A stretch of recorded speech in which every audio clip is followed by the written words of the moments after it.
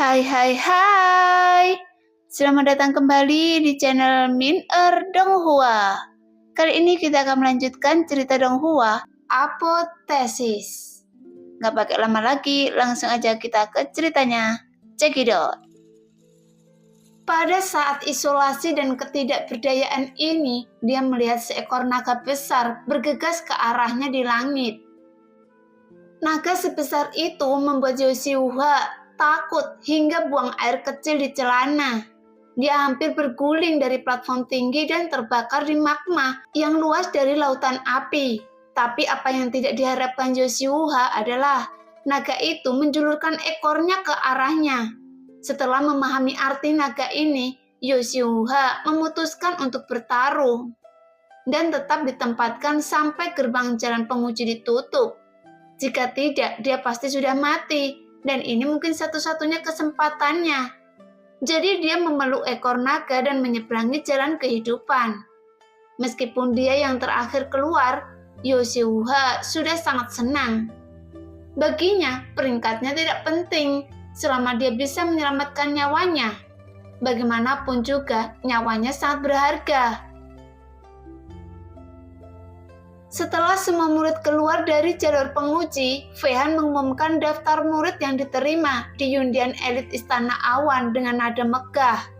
Selain jutaan murid dari 5 sekte besar di bawah undian, ada juga murid biasa di undian, seperti Yobufan dan Yoshiuha, yang termasuk murid biasa undian, dan jumlah murid biasa ini hampir jutaan raksasa. Meskipun jumlahnya ini kedengarannya banyak, tapi sebenarnya bukan masalah besar untuk wilayah tengah yang luas. Di sekte peringkat keempat, jumlah murid undian masih relatif kecil, sama seperti Suamuya dan Jiuxing yang juga merupakan sekte peringkat 4. Mungkin ada 4 hingga 5 juta murid di bawah sekte ini, dan sekte peringkat kelima di wilayah tengah memiliki puluhan juta orang. Dan para prajurit di sekte itu sendiri sebanding dengan sebuah negara.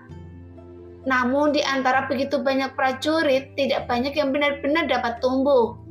99% dari mereka hanya dapat tinggal di alam rahasia bawaan seumur hidup. Dan sejumlah kecil orang dapat memasuki alam dewa penerangan. Bahkan jika Anda melangkah ke alam dewa penerangan, itu bukan apa-apa. Jika Anda ingin benar-benar mendapatkan pelatihan tingkat tinggi, mereka harus menonjol di alam dewa penerangan. Tunjukkan kekuatan dan bakat Anda sepenuhnya, dan baru setelah itu Anda akan dikembangkan oleh sekte. Apakah itu Loseng, Yobufan, atau Jin Qiaoning? Mereka dipilih dari puluhan juta murid dan menonjol. Bahkan jika mereka berada di puncak, di antara begitu banyak orang, mereka masih harus lulus ujian. Jadi hanya murid seperti itu yang memenuhi syarat untuk masuk ke aula elit undian. Dari sini dapat dibayangkan bahwa para murid di aula elit ini sudah cukup untuk mewakili masa depan undian. Ketika penatua Fehan mengumumkan daftarnya, Loseng mencari Zodie di tengah kerumunan. Dia mencari berkali-kali di antara kelompok murid undian, tetapi Loseng tidak menemukannya, karena teknik penyamaran Zodie terlalu kuat, dapat dengan mudah bersembunyi dari mata Fehan, dan secara alami dapat dengan mudah bersembunyi dari Loseng. Namun, meskipun teknik penyamarannya terlalu kuat, tetapi sulit untuk menyembunyikannya dari King Long. Murid undian yang ketiga dari kiri adalah dia.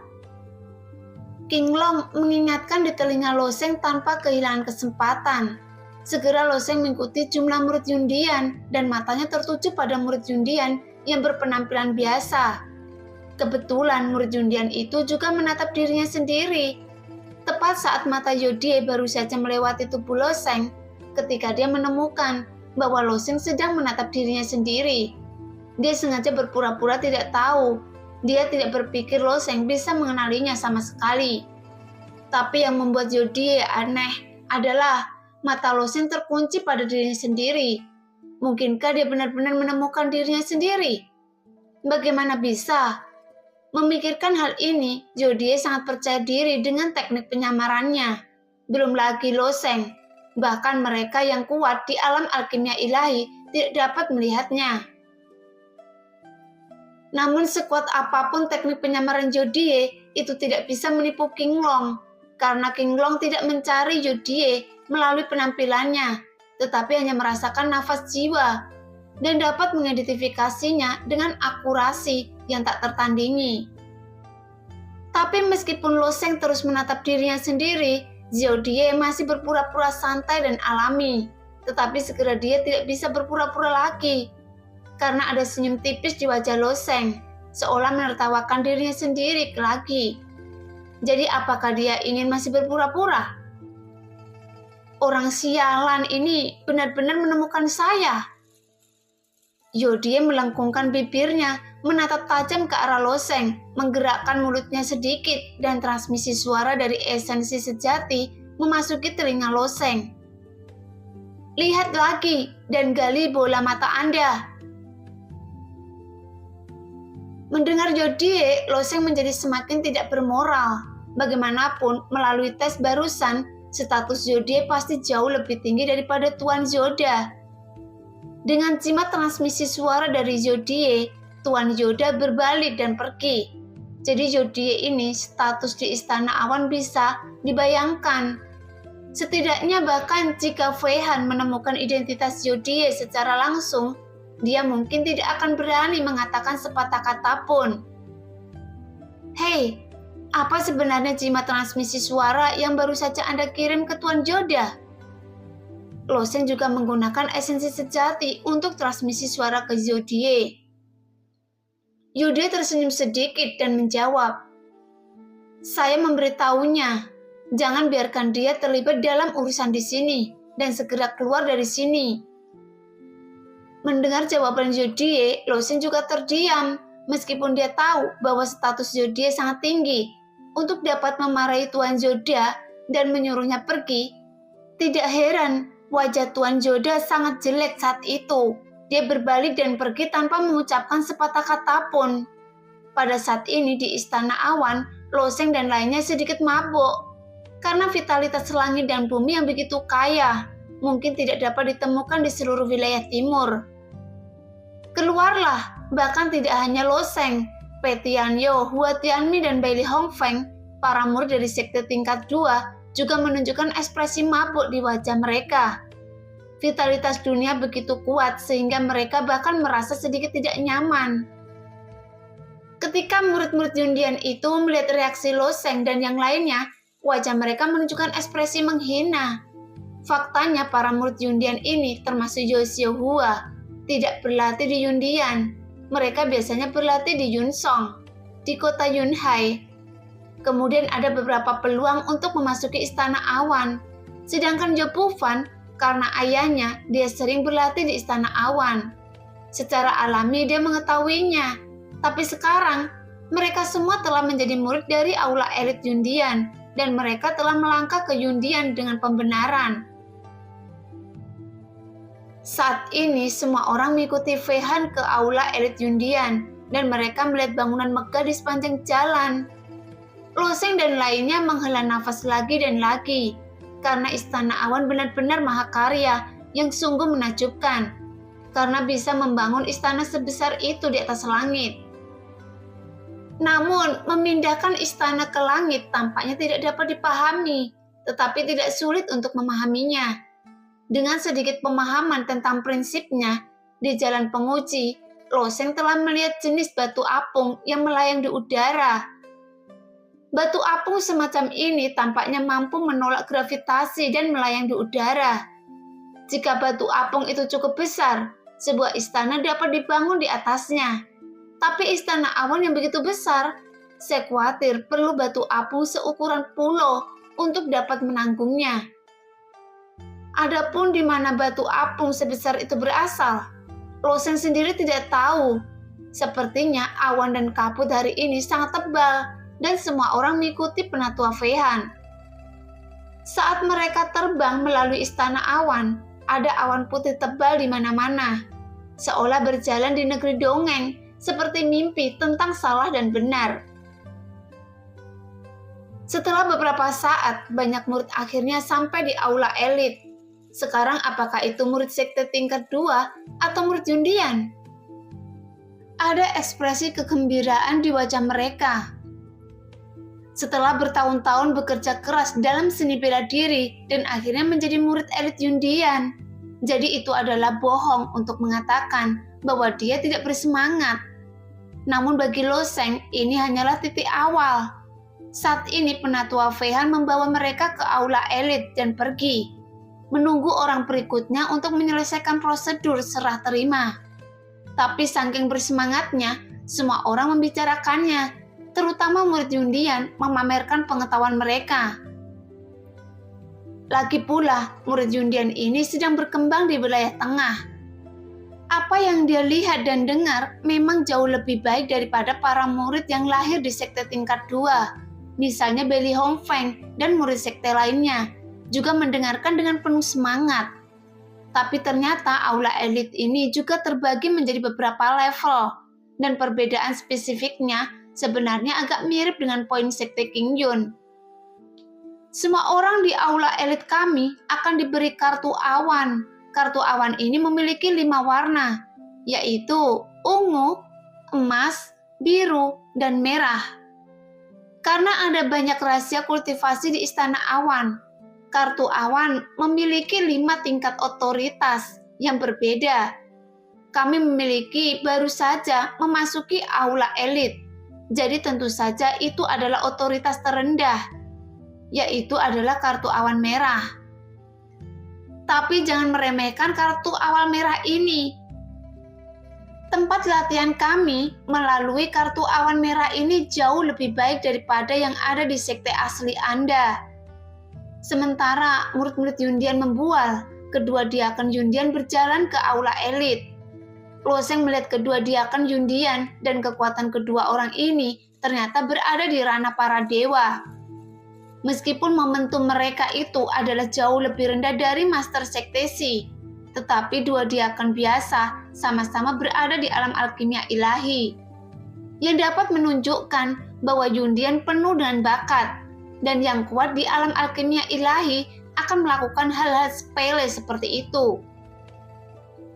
Setelah melihat Loseng dan yang lainnya, dia berkata, "Bagikan kartu awan sekarang. Kartu awan ini adalah izin Anda untuk masuk dan keluar dari Istana Awan di masa depan, dan juga diperlukan untuk membuka rahasia alam kultivasi di Istana Awan. Jadi kalian harus perhatikan dan menyimpannya." Kemudian diaken Yundian mulai membacakan nama sesuai daftar. Ketika dia membaca nama seorang murid, dia maju untuk mengambil kartu awannya. Benar saja seperti yang dikatakan murid Yundian. Orang yang baru saja bergabung dengan aula elit, semua murid bisa mendapatkan kartu awan merah, yang merupakan kartu awan tingkat terendah. Melihat bentuk kartu awan merah, Loseng tiba-tiba teringat token transmisi suara yang diberikan Zodiac kepadanya. Keduanya sangat mirip. Juga merupakan token dengan banyak pola awan terukir di bagian belakang. Tetapi token transmisi suara Zodiac berwarna putih, sedangkan token awan ini berwarna merah. Tapi levelnya hanya 5 warna, ungu, emas, biru, dan merah. Jadi Loseng tidak tahu tingkat berapa token transmisi suara Zodiac itu. Saat Loseng sedang memikirkan pertanyaan ini di benaknya, diaken itu tiba-tiba meneriakkan. Tapi wajah Loseng dan diaken itu ada juga memiliki ekspresi terkejut di wajahnya. Karena kartu awan di tangannya ternyata berwarna ungu. Baru saja diaken dari Yundian pergi untuk mengumpulkan kartu awan dari kelompok murid elit ini, dan tidak memeriksa setiap kartu klot dengan hati-hati, tetapi dia melemparkannya ke cincin penyimpanan dengan hiruk pikuk. Dia mengeluarkan kartu awan, melihat nama di belakang, dan langsung memanggil nama itu. Jadi diaken Istana Awan mengeluarkan kartu awan dari cincin penyimpanan, dan akan membaca nama di belakang kartu awan. Tapi saat mengeluarkan kartu awan ungu ini, dia langsung tercengang. Dia bertanya-tanya apakah dia melakukan kesalahan saat membuat jimat. Bagaimana itu bisa menjadi kartu awan ungu? Bagaimanapun, ada peraturan yang sangat ketat tentang 5 warna kartu awan ungu: emas, biru, dan merah. Karena setiap warna kartu awan mewakili otoritas untuk berkultivasi di alam rahasia. Dan ini adalah pertama kalinya bergabung dengan Istana Awan. Dan menjadi anggota aula elit, secara umum kartu awan merah dikeluarkan. Meskipun ada juga pengecualian. Misalnya, beberapa murid jenius mungkin mendapatkan kartu awan biru karena kinerjanya terlalu baik. Tetapi kemungkinan ini sangat kecil. 9 tahun yang lalu ada seorang murid Yundian yang baru saja bergabung dengan Yundian dan mendapatkan kartu awan biru. Bahkan Xin Jingtian, patriark dari sekte Qingyun, hanya memiliki kartu awan emas yang berada di tahap tengah. Tetapi kedua diakan di alam alkimia ilahi ini hanya memiliki kartu awan biru. Jadi tidak berlebihan untuk mengatakan bahwa kedua diakan ini bermimpi memiliki kartu awan emas. Karena setelah kartu awan emas diperoleh, Istana Awan akan membuka lebih banyak alam rahasia kultivasi. Dan efek dari alam rahasia kultivasi ini secara alami jauh lebih baik daripada kartu awan biru.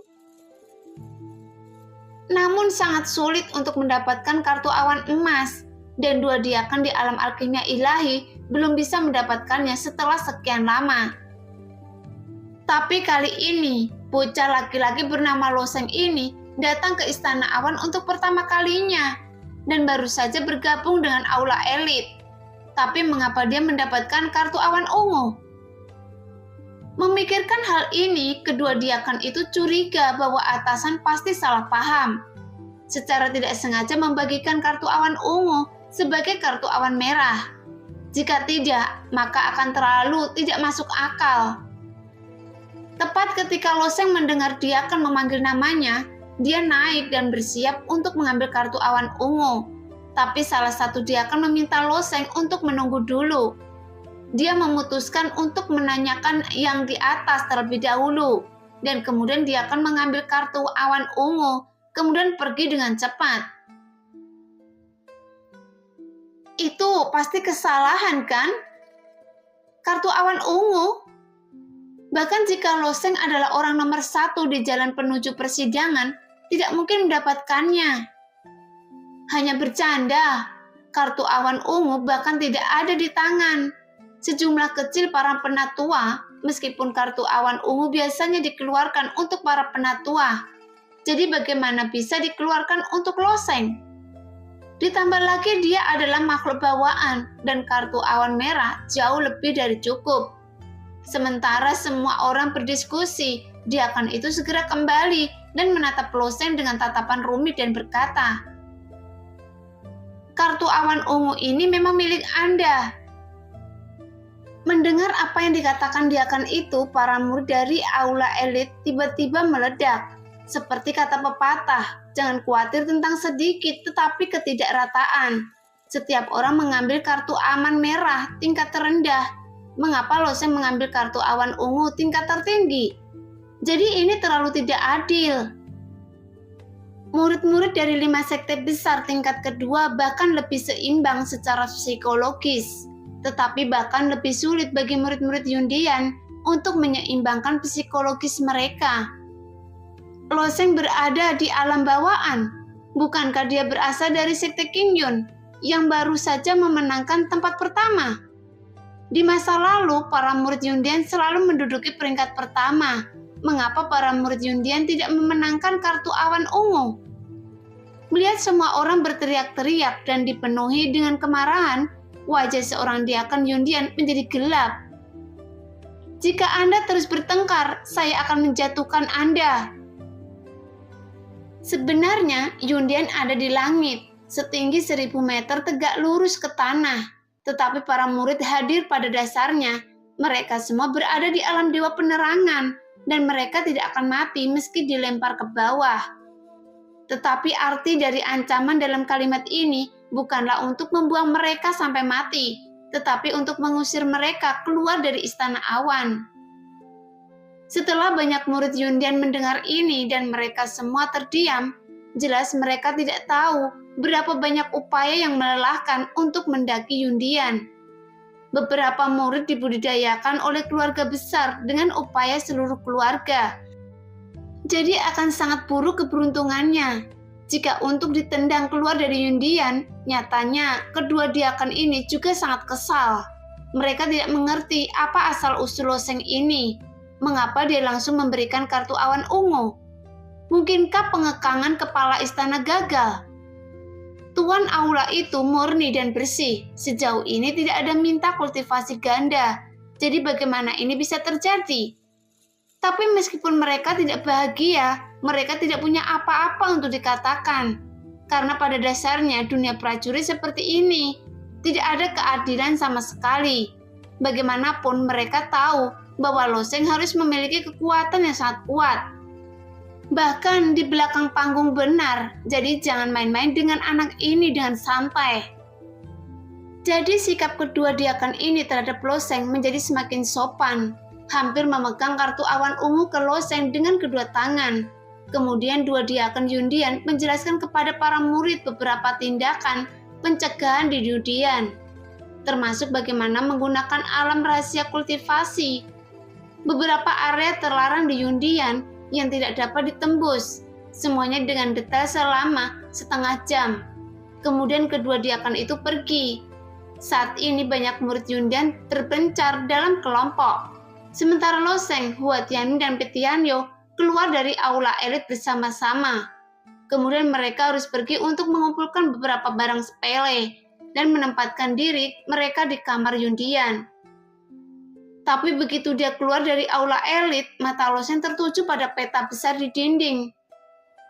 Ini adalah peta Yongyu, kata Hua Tianming pertama. Ketika Loseng berada di wilayah timur sebelumnya, dia merasa bahwa wilayah timur sangat luas dan tidak terbatas. Tetapi ketika dia melihat peta wilayah tengah, Loseng mengerti mengapa beberapa orang akan mengatakan bahwa wilayah timur hanyalah sebuah sudut kecil.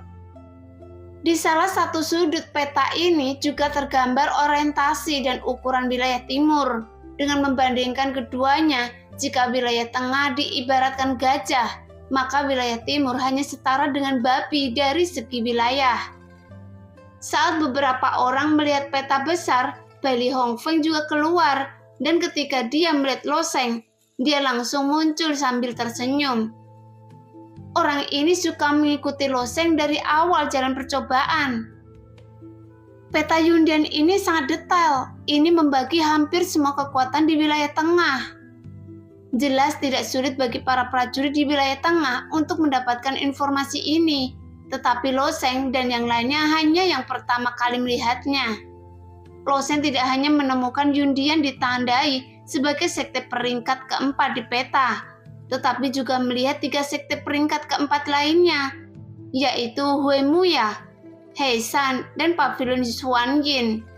Yundian adalah eksistensi teratas dari sekte peringkat keempat, dan hanya 1 langkah lagi untuk memasuki sekte peringkat kelima.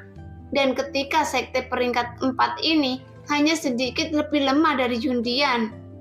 Adapun satu-satunya sekte peringkat kelima yang disebut sekte Suling itu terletak di area paling tengah dari wilayah pusat, dan tempat itu disebut kota Hutian. Skala sekte peringkat kelima ini lebih besar daripada Yundian. Dikatakan bahwa tuan dari sekte Suling telah dibudidayakan ke tingkat yang sangat sulit dipahami oleh orang biasa. Saat ini Loseng menyimpan informasi ini di benaknya. Melihat banyak tempat dan ada nama individu, dan dia bertanya lagi, ada apa dengan nama-nama itu? Hei, tidak semua orang kuat suka mendirikan sekte. Beberapa pejuang dilahirkan untuk menjadi penyendiri, dan mereka sendiri bukan sekte besar. Jadi mereka hanya bisa memberi nama. Baili Hongfeng, dia menjelaskan bahwa dia selalu menyukai gosip. Jadi dia akrab dengan hal-hal ini. Lihatlah, Yang Mulia Nanhua Xiang Tianxing. Di sudut dia adalah orang kuat di bagian selatan wilayah tengah. Hati Lo Sheng bergerak sedikit dan dia memindai nama-nama di peta, karena tidak banyak orang yang dapat meninggalkan nama mereka di peta. Mereka pada dasarnya termasuk eksistensi teratas di wilayah tengah. Sekarang hanya ada di sekitar 10 orang. Dan orang-orang ini pasti eksistensi di luar alam para dewa. Segera mata Lo Sheng dengan cepat berhenti pada sebuah nama, Raja Dongxie. Karena orang ini adalah orang yang membawa Lo Yan pergi. Jadi ketika Lo Sheng melihat nama itu, dia menatapnya.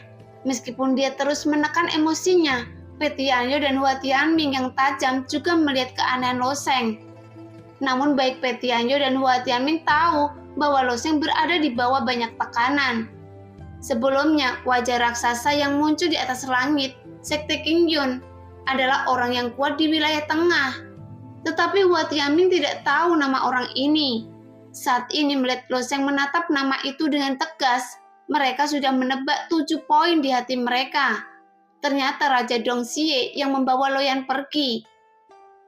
Bei Hongfeng, seberapa kuat orang ini? Bagaimana kekuatannya?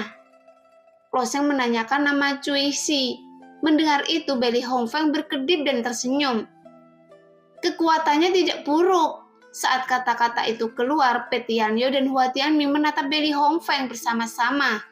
Dengan ekspresi aneh di wajah mereka, apa itu kekuatan bukan? Bei Hongfeng lalu berkata, artinya tidak ada seorang pun di wilayah tengah yang menjadi lawannya. Bahkan penguasa kekosongan sekte roh dari sekte peringkat kelima ingin memberinya 3 poin. Cui Xi benar-benar orang nomor 1 di wilayah tengah. Jika mata putih bisa membunuh, sekarang Bei Hongfeng telah dibunuh 2 kali oleh mata putih Pe Tianyu dan Hua Tianming. Mungkinkah muncul pemikiran di hati kedua orang ini? Bei Hongfeng ini idiot, bahkan lebih idiot daripada Li Yifeng, sungguh idiot. Tapi Lo Sheng mengabaikan lelucon Bei Hongfeng, tetapi melihat nama itu dengan mata tenang. Faktanya jawaban Bei Hongfeng tidak mengejutkannya.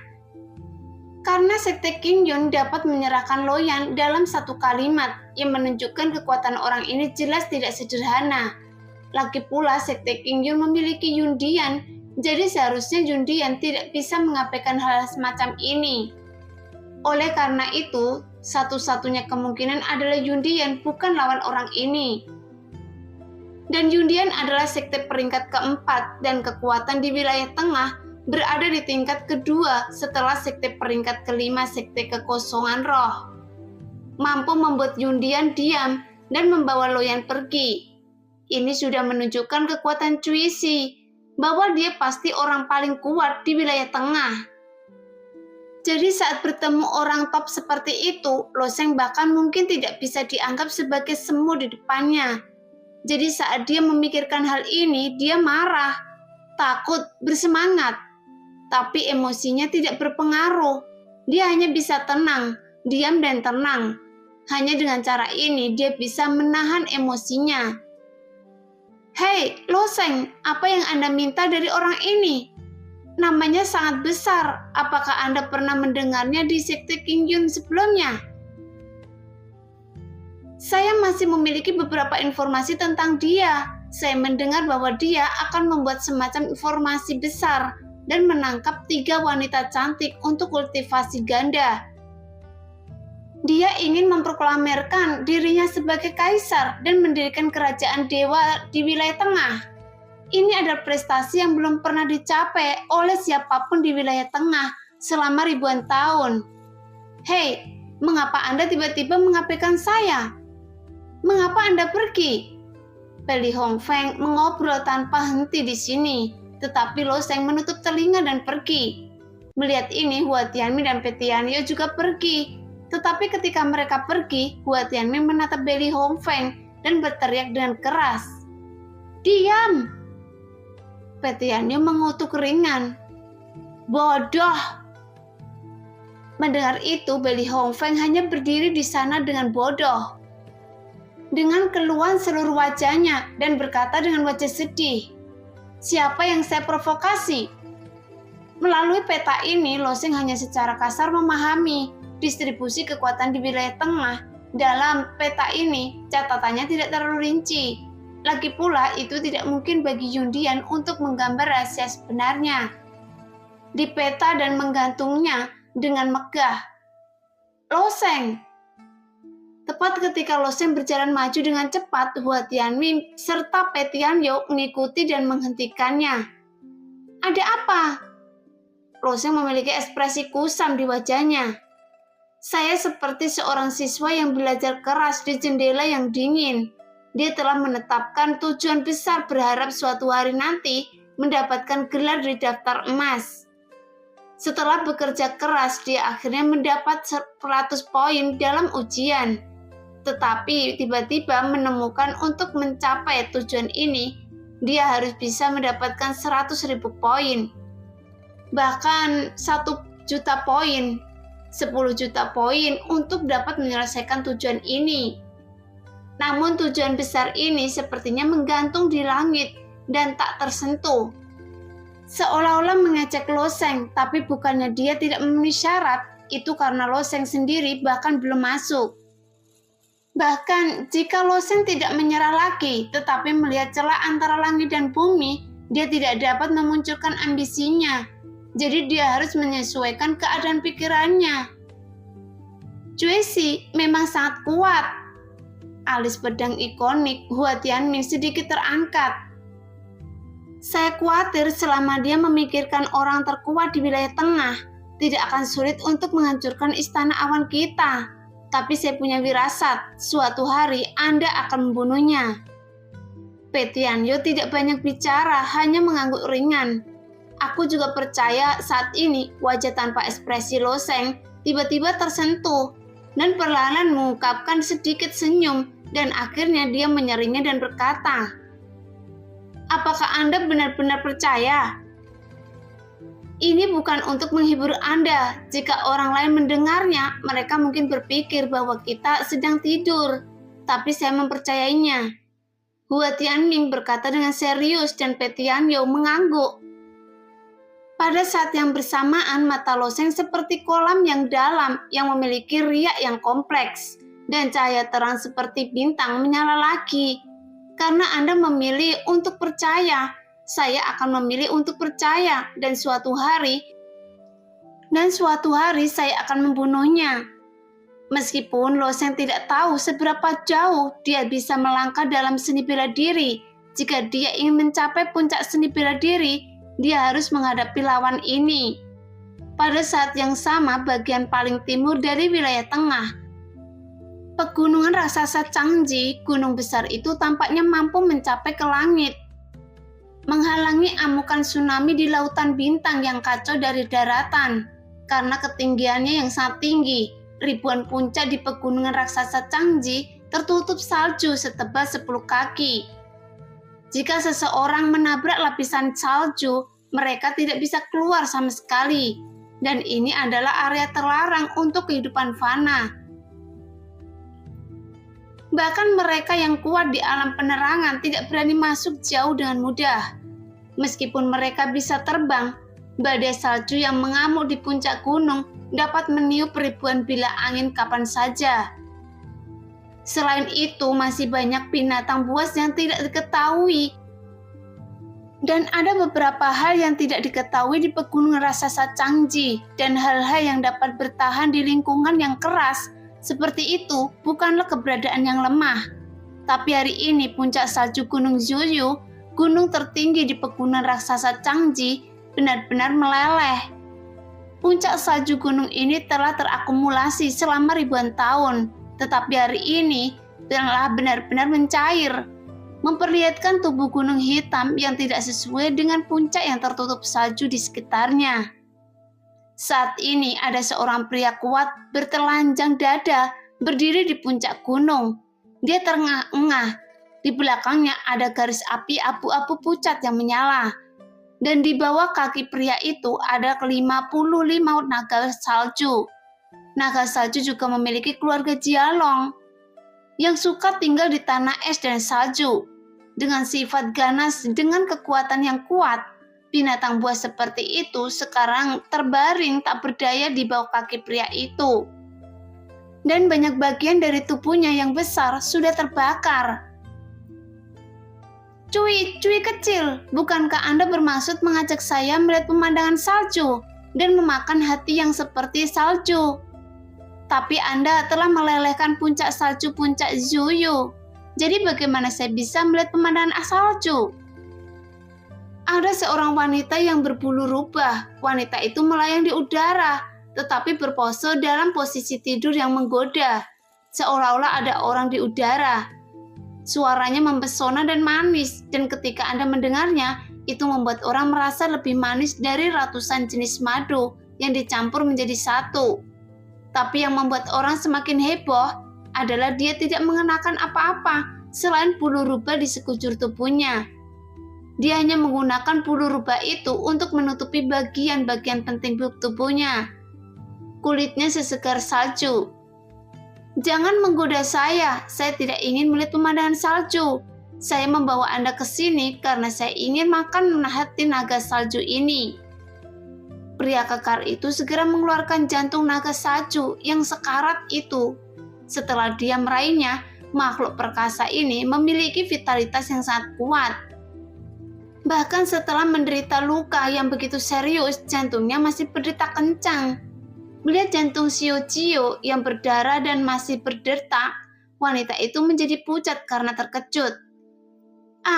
Cui kecil, ada begitu banyak darah, bagaimana saya bisa memakannya? Apakah saya masih perlu membawa juru masak? Wanita yang mempesona itu perlahan melayang di sampingnya, dengan lengan akar terata yang putih dan halus melingkari lehernya.